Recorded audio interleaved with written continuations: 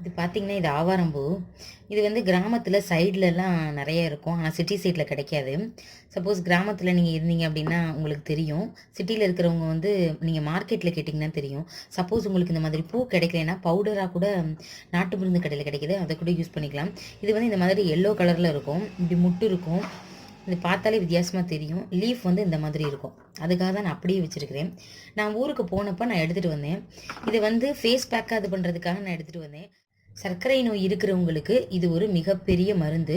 இது நீங்க டெய்லி குடிச்சிட்டு வந்தீங்கன்னா சுகர் லெவல் நல்லா கண்ட்ரோல் ஆகும். ஒரு ஸ்டேஜ்ல இல்லாமலே போயிடும். நான் சொல்றேன் அப்படின்றதுக்காக நீங்க எப்போ பார்த்தாலும் இதை குடிச்சிடக்கூடாது. ஒரு நாளைக்கு 1 டைம் குடிங்க, கரெக்டா இருக்கும். பாருங்க, இதில் எப்படி பண்ணலாம்னு நான் சொல்றேன். சப்போஸ் உங்களுக்கு கிடைக்கலன்னா பவுடரா கூட நீங்க யூஸ் பண்ணிக்கலாம். இதுல வந்து இந்த மாதிரி இந்த இருக்குது பார்த்தீங்களா, அந்த முட்டுப்பூ இது எல்லாமே எடுத்துக்கோங்க. இந்த தண்டுலாம் தேவையில்லை. இப்படி எடுத்துட்டு இப்படி நிறைய கிடைக்கும் போது நீங்கள் என்ன பண்ணுங்க, காய வச்சிருங்க. இப்படி எடுத்துருங்க. எடுத்துட்டு வெயிலில் காய வச்சிருங்க. காய வச்சுட்டு அதுக்கப்புறம் நம்ம மிக்சிலேயே பவுடர் பண்ணிக்கலாம். அதை அப்போ இந்த ஃப்ரெஷ்ஷாகவே இதுலேயே நான் உங்களுக்கு செஞ்சு தரேன் எப்படின்னு சொல்கிறேன்.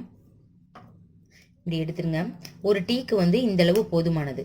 இந்தளவு போதும். ஒரு 4 பூ தான் எடுத்துருக்கிறேன். இந்தளவு போதும். இப்போ அதை எப்படி பண்ணலான்னு பார்க்கலாம். இந்த மாதிரி பூ இதில் சேர்த்துட்டு நீங்கள் தண்ணி 1 கிளாஸ் வேணும் அப்படின்னா நீங்கள் 1.5 கிளாஸ் ஆட் பண்ணிக்கோங்க. இது கொஞ்சம் வற்றணும். சேர்த்துட்டு இதில் ஜீனிலாம் சேர்க்கக்கூடாது. ஒயிட் சுகர் சேர்த்தோம்னா சுகரோட லெவல் கண்ட்ரோலுக்கு வரவே வராது. ஸோ நீங்கள் ஒயிட் சுகர் அவாய்ட் பண்ணிவிட்டு நாட்டு சர்க்கரை சேர்த்துக்கலாம், பனங்கற்கண்டு சேர்த்துக்கலாம், அப்படி இல்லைன்னா கருப்பட்டி சேர்த்துக்கலாம். இது எல்லாமே ஹெல்த்துக்கு நல்லது. கொஞ்சம் நல்லா கொதிக்க விட்டுட்டு கொதி வரவும் நம்ம அதுக்கப்புறம் சுகர் ஆட் பண்ணலாம்.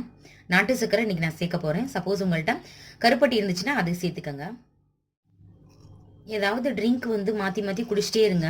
காஃபி டீ சுத்தமாக அவாய்ட் பண்ணிடுங்க. அவாய்ட் பண்ணிட்டு இந்த மாதிரி டீ நீங்கள் குடிக்கலாம்.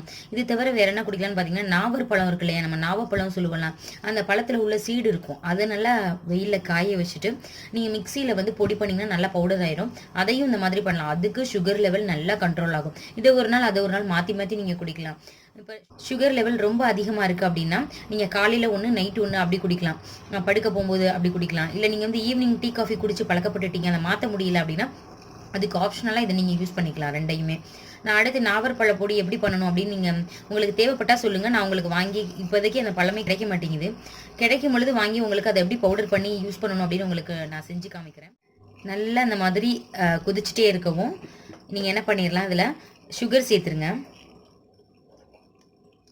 இதுக்கு வந்து இந்தளவு கரெக்டாக இருக்கும். நாட்டு சக்கரை தான் இது. சேர்த்துட்டு இந்த மாதிரி நல்லா கொதிக்கவும் ஒரு தட்டு போட்டு மூடி வச்சுருங்க. இதனோட கலர் எல்லாமே வந்து மாறிடும். அந்த பூவில் இருக்கிற எசன்ஸ் சத்து எல்லாமே அந்த தண்ணியில் இறங்கிரும். க்ளோஸ் பண்ணிட்டு ஒரு 10 மினிட்ஸ் கழித்து பார்க்கலாம். அடுப்பை நான் ஆஃப் பண்ணிட்டேன். பாருங்கள், அந்த ஆவாரம் பூவில் இருக்கிற கலர் எல்லாம் இதில் இறங்கிடுச்சு. கலர் நல்லா சேஞ்ச் ஆயிடுச்சு. 10 மினிட்ஸ் நீங்கள் இந்த மாதிரி விட்டாலே கரெக்டாக இருக்கும். இப்போ இதில் ஃபில்டர் பண்ணிடலாம்.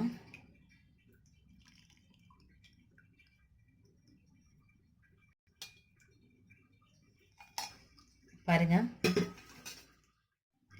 அருமையான டேஸ்டியான ட்ரிங்க் ரெடி ஆயிடுச்சு.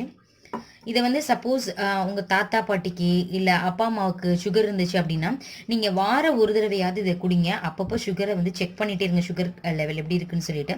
நீங்கள் ஒயிட் சுகர் அவாய்ட் பண்ணிட்டாலே ஹெரிடிட்டி சம்மந்தமான சுகர் வந்து வரவே வராது.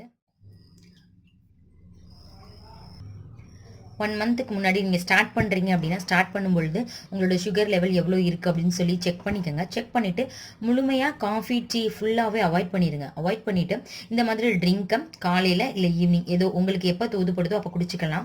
குடிச்சிட்டு இந்த மாதிரி நீங்கள் செக் பண்ணுங்கள் 1 மந்த் கழிச்சு எவ்வளோ இருக்குன்னு சொல்லிட்டு. கண்டிப்பாக குறைஞ்சிருக்கும். சுகர் லெவல் நல்லாவே கண்ட்ரோல் ஆகும். ஒயிட் சுகர் மட்டும் சேர்த்துக்கிறாதீங்க. ஸ்வீட்ஸ் எதுவும் கடையில் வாங்கி சாப்பிடாதீங்க. ஏன்னா அதில் ஃபுல்லாக ஒயிட் சுகரும் டால்டாவும் தான் சேர்த்துருப்பாங்க. ஸோ இதை செக் பண்ணி பார்த்துட்டு எப்படி இருந்துச்சுன்னு சொல்லி எனக்கு கமெண்ட் பண்ணுங்க. உங்க ஃப்ரெண்ட்ஸ் ரிலேட்டிவ்ஸ்க்கு யாருக்காவது இருந்துச்சு அப்படின்னா அவங்களுக்கு ஷேர் பண்ணுங்க. உங்களுக்கு இந்த வீடியோ பிடிச்சிருந்துச்சுன்னா சப்ஸ்கிரைப் பண்ணுங்க, லைக் பண்ணுங்க. Thank you friends.